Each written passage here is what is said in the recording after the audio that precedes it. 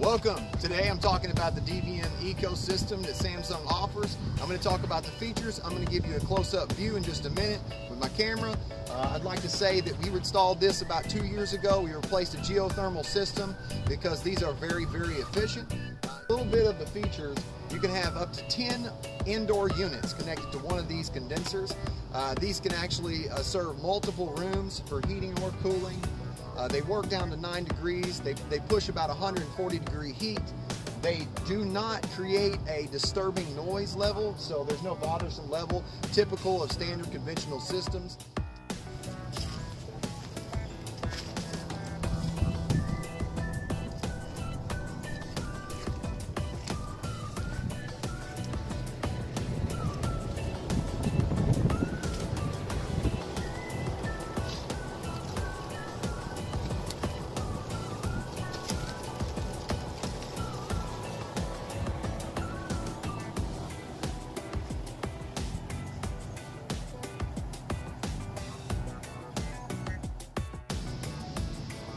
Forgot we had to run all new line sets on this thing.